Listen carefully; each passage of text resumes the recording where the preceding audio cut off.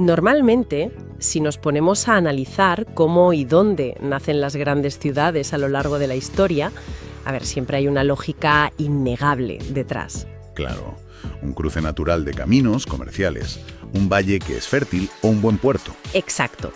La geografía de alguna manera te invita a quedarte.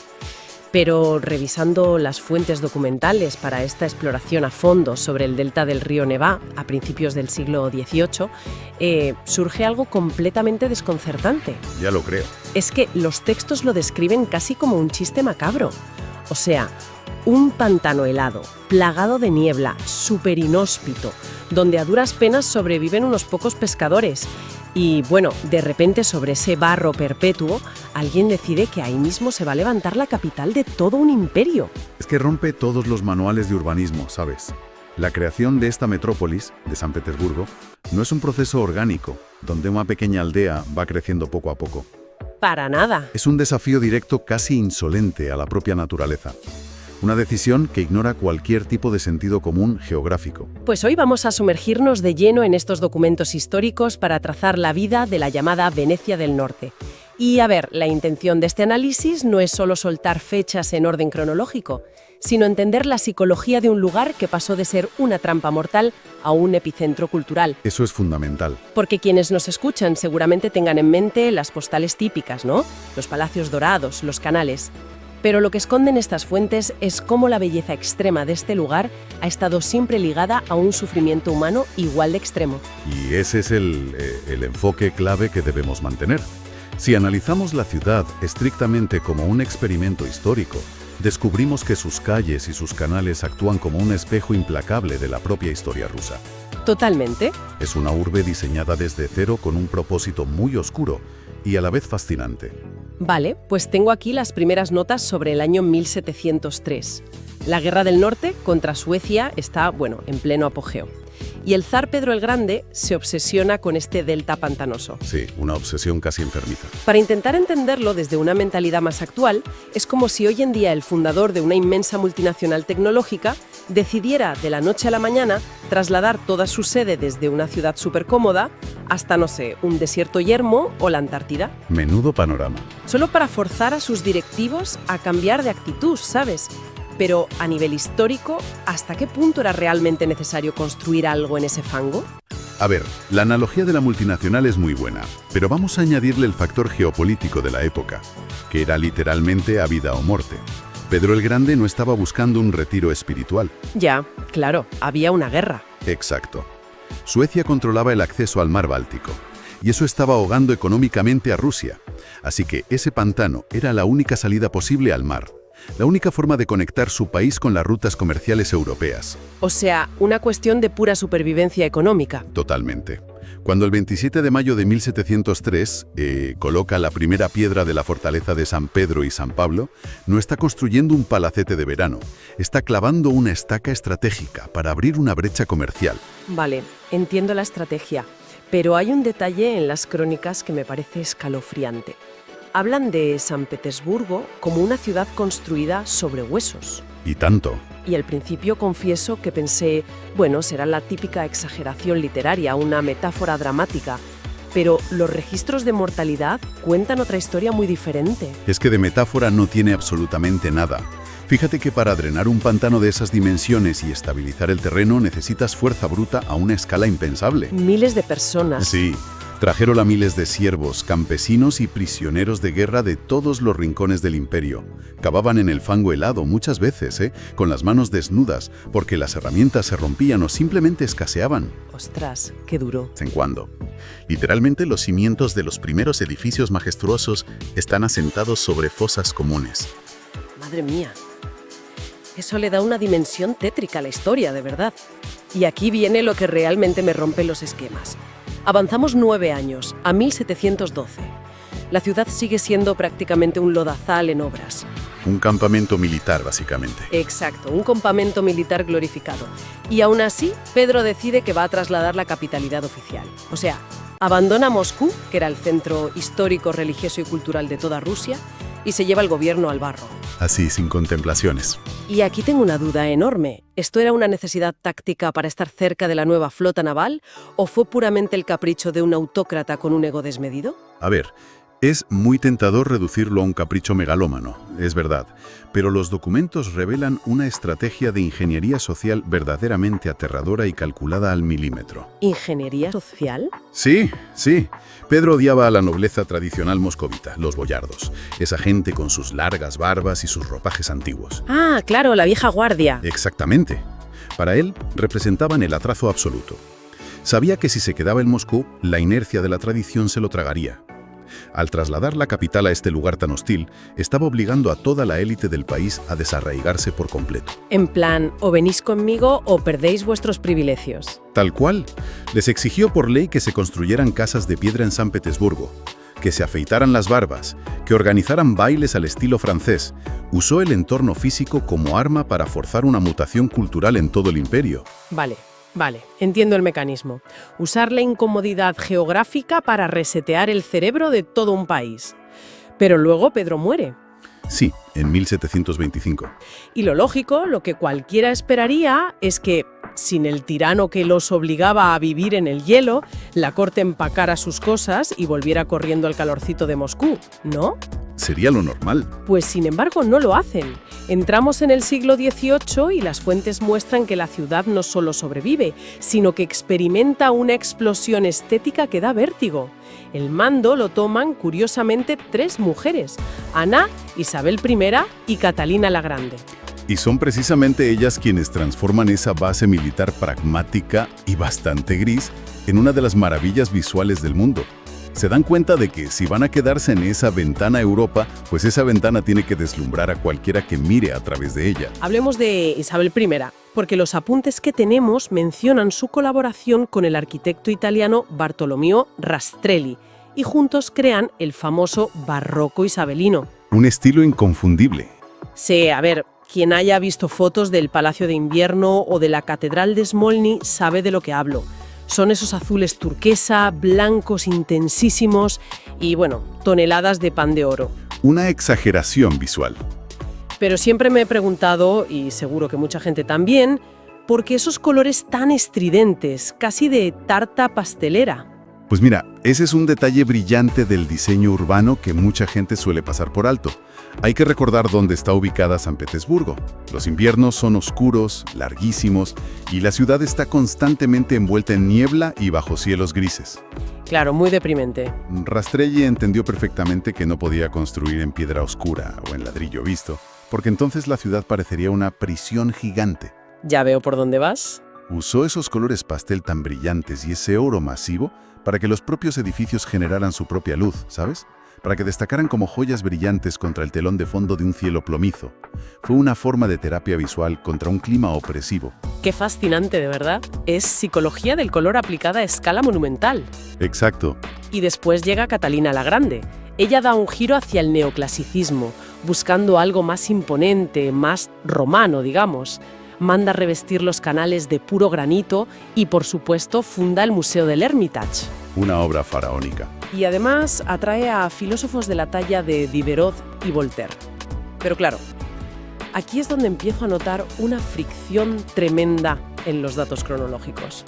Hace apenas unas décadas, este lugar asesinaba a sus trabajadores por el frío y las enfermedades. Sí, estaba cubierto de barro y cadáveres. Y de repente, ¡chas!, es el faro absoluto de la Ilustración europea.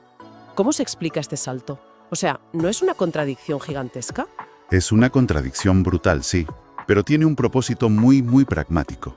A ver, en el siglo XVIII, la arquitectura monumental y el mecenazgo del arte no eran simples aficiones para los monarcas. No era por amor al arte, vaya. Para nada. Eran armas diplomáticas de primerísimo nivel.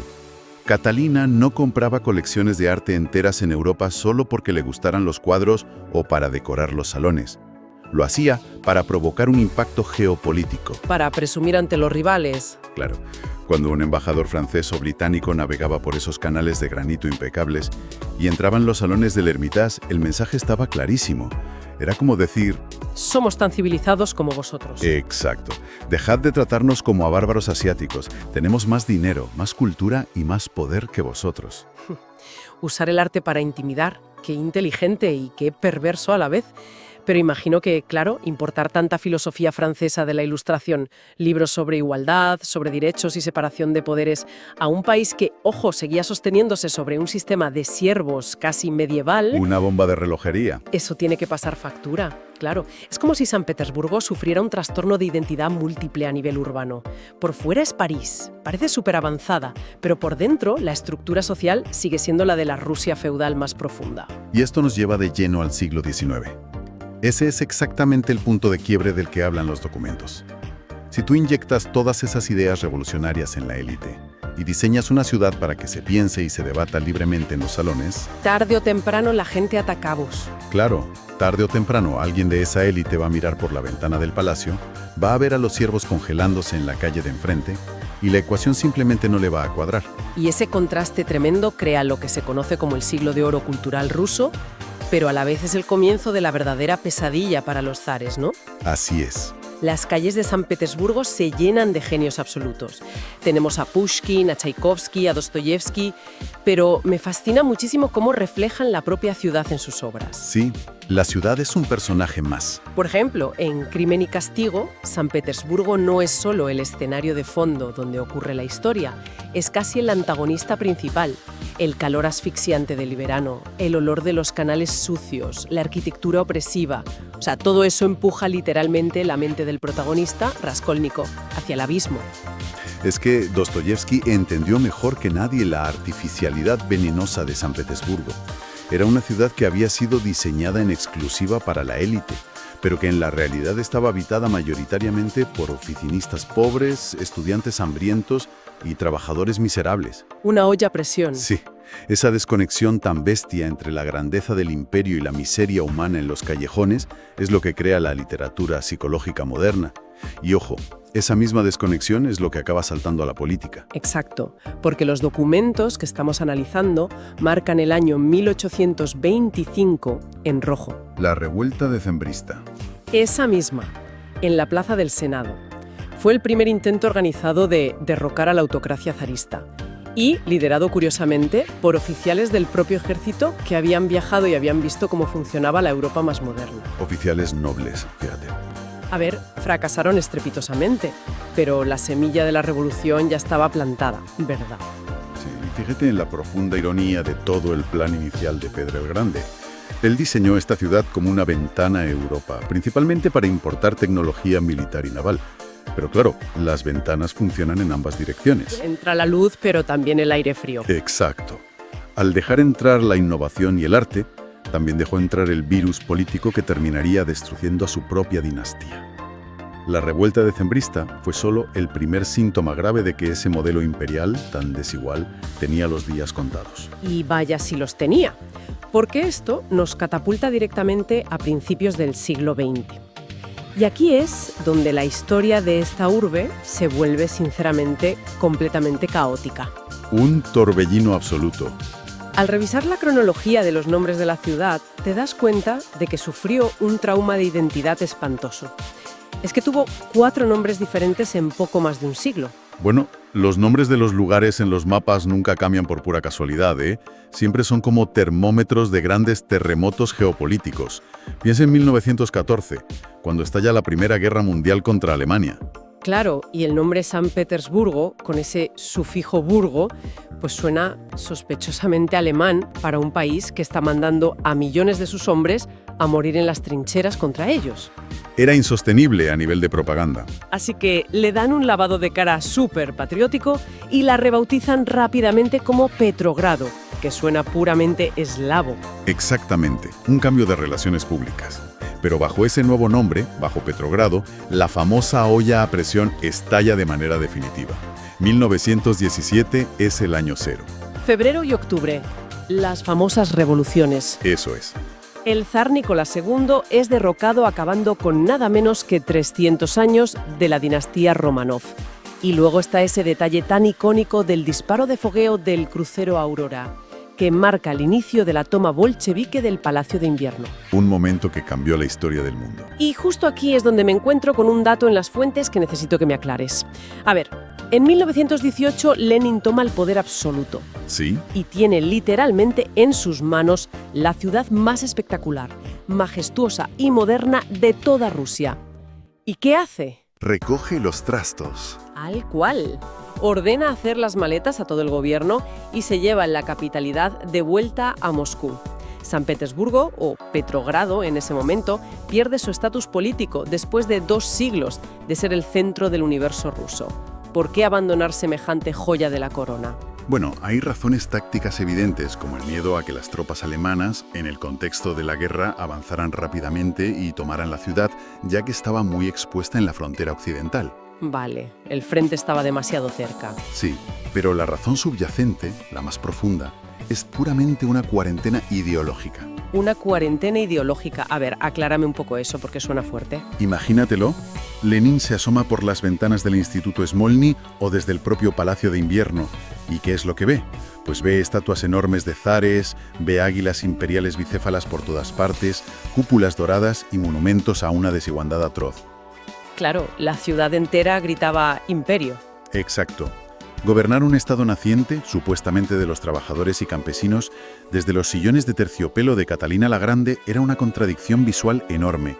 Arruinaría por completo la credibilidad de la revolución bolchevique. Ya, la foto quedaba fatal. Necesitaban un lienzo distinto. Al llevar la capital a Moscú y posteriormente cambiar el nombre de Petrogrado a Leningrado, que ocurre en 1924 tras la muerte de Lenin, estaban realizando un auténtico exorcismo histórico. Estaban intentando, literalmente, borrar los fantasmas del imperio. Wow. Es decir, eso es usar la geografía urbana como una herramienta de propaganda para reescribir la memoria colectiva de millones de personas. Exactamente eso. Pero claro, al despojarla de su enorme poder, Leningrado se queda como una ciudad relegada a un segundo plano político. Y, trágicamente, creo que esa pérdida de estatus principal la deja en una posición extremadamente vulnerable para enfrentarse al capítulo más terrorífico que consta en estos archivos. Sin duda, la época más oscura. Ya no hablamos de intrigas palaciegas o cambios de nombre, sino de supervivencia al límite humano. Entramos en la Segunda Guerra Mundial y el asedio de Leningrado. Lo que ocurre allí, entre 1941 y 1944, es, sin lugar a ninguna duda, uno de los peores crímenes contra la población civil en toda la historia moderna. Las fuentes son devastadoras. Es que el ejército de Hitler no logra tomar la ciudad en un ataque rápido como tenían planeado, así que toman una decisión macabra. Deciden rodearla y cerrarla a cal y canto. Es un asedio ininterrumpido que dura 872 días. Las cifras documentadas son dificilísimas de leer en voz alta, de verdad. Hablan de más de 1 millón de civiles muertos. Es una barbaridad. Pero lo que te hiela verdaderamente la sangre es que la inmensa mayoría de esas personas no muere por las bombas alemanas, sino que mueren por el hambre y el frío. Las temperaturas en invierno caían a 30 grados bajo cero. Y sin calefacción, sin carbón. Las líneas de suministro estaban totalmente cortadas y la ración oficial de comida bajó en algunos momentos hasta los 125 gramos de pan al día. O sea, una rebanada gruesa. Y para que nos hagamos una idea de la miseria, las crónicas detallan que los panaderos tenían que mezclar la poca harina que quedaba con serrín, polvo de celulosa y pegamento. Sí, pegamento de encuadernar libros. Todo eso solo para crear algo masticable que llenara un poco el estómago. Es un nivel de desesperación sistemática que cuesta imaginar. La gente se comió el cuero de los zapatos hervidos, la pasta seca de los libros antiguos, y la única pequeña vía de suministro que mantuvo viva una pequeña fracción de la población era el llamado Camino de la Vida. El del lago. Sí, una ruta que trazaron sobre el hielo del lago Ládoga cuando se congelaba lo suficiente en lo peor del invierno. Los camiones pasaban en medio de tormentas de nieve brutales, siendo bombardeados constantemente desde el aire, solo para traer unos míseros sacos de harina y evacuar a los huérfanos. ¡Qué heroísmo, madre mía! Y aquí volvemos a la arquitectura de la que hablábamos al principio.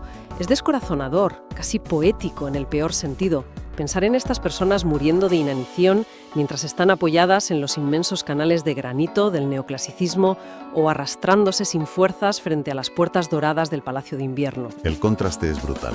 Pero, a ver, en medio del apocalipsis absoluto, encuentro una nota en las fuentes sobre un acto de resistencia que me parece de ciencia ficción.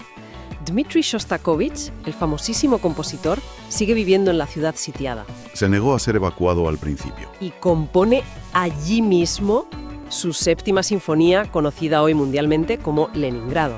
Así es, una obra inmensa, creada bajo el fuego constante de artillería. Pero lo que no tiene sentido lógico, y me fascina, es que en agosto del 42, cuando la ciudad está en su peor momento, con la gente cayendo muerta en las aceras, sin apenas electricidad, consiguen reunir a los músicos que quedaban vivos de la orquesta de la radio.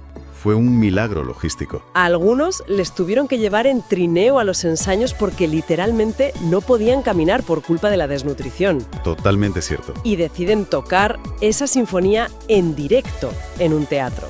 Y no solo eso, que ya es increíble, sino que ponen altavoces por toda la ciudad y orientan los más grandes y potentes directamente hacia las líneas enemigas. Porque en medio de esa pesadilla, invertir la poquísima energía vital que les quedaba en algo tan intangible como la música clásica. Pues porque entendieron a la perfección la guerra psicológica a la que estaban sometidos. A ver, las órdenes directas del alto mando nazi estaban documentadas y eran claras. La directiva era borrar Leningrado de la faz de la tierra. Borrarla por completo. No querían tomar prisioneros, no querían ocupar la ciudad para gestionarla después, querían literalmente que la población se consumiera hasta desaparecer. Así que emitir esa sinfonía no fue solo un bálsamo para los oídos de los ciudadanos hambrientos. Fue un arma. Exacto, fue un contraataque sónico. Al enviar esos acordes masivos y desafiantes de Shostakovich hacia las trincheras alemanas, el mensaje era demoledor. Podéis matarnos de hambre, podéis destruir nuestras casas con artillería, pero seguimos siendo humanos, seguimos creando arte sublime y sobre todo nuestra voluntad está absolutamente intacta. Uf, es que se me pone la piel de gallina solo de pensarlo. Es muy emocionante. Es el arte convertido en la última trinchera de la humanidad frente a la aniquilación total. Y creo que esa fuerza mental inquebrantable de la población sirve como el puente perfecto hacia el último tramo de nuestra cronología de hoy, la etapa de posguerra. La reconstrucción. Porque termina el asedio, la guerra por fin acaba y la ciudad, lógicamente, está en ruinas. Lo económicamente lógico y rápido para el gobierno soviético, que además detestaba el legado imperial, habría sido demoler lo que quedaba de los palacios y construir bloques de hormigón utilitarios y baratos para dar techo a la gente rápido, ¿no? Sí, la típica arquitectura soviética de posguerra. Y sin embargo, toman un camino asombroso y súper costoso. Sí, inician uno de los proyectos de restauración monumental más meticulosos de toda la historia humana.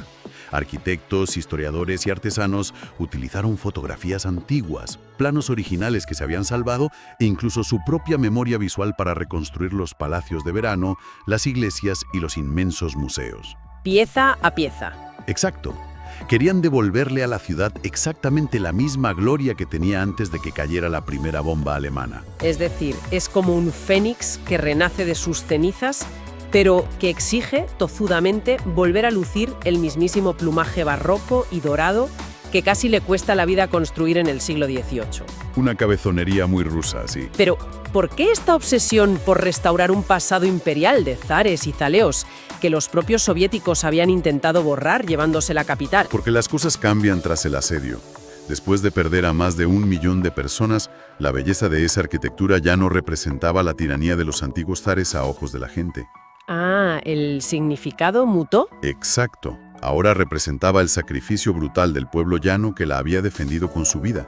Cada estuco dorado que restauraban, cada canal de granito reparado, era una pequeña victoria contra el ejército que intentó borrarlos de la historia. Básicamente, el pueblo se apropió de la belleza de su ciudad. Qué bonito eso que dices. Y ese apego tan profundo a su identidad original, a su esencia, se sella de manera definitiva tras la caída del bloque soviético.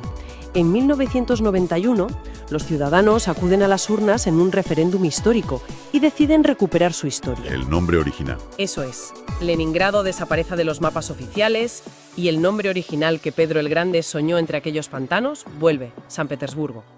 Cerrando así un círculo histórico verdaderamente asombroso. Hoy en día, claro, la ciudad es patrimonio de la humanidad. Merecidísimo.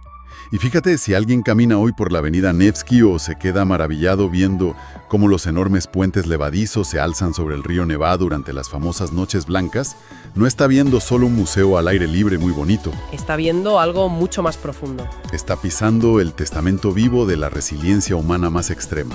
Pues creo que esa es precisamente la gran paradoja que nos deja el análisis de todos estos documentos.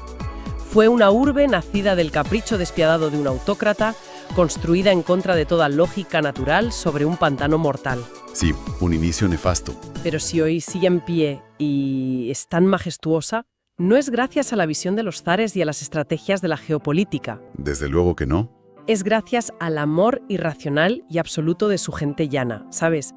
Que literalmente se dejó morir de hambre antes de permitir que un enemigo borrara la ciudad que habitaban. Es una lección tremenda sobre cómo los espacios físicos terminan impregnándose del alma de quienes los sufren y los defienden a lo largo de los siglos. Y esto nos deja con una idea muy poderosa sobre la mesa para quienes nos escuchan le den una vuelta por su cuenta.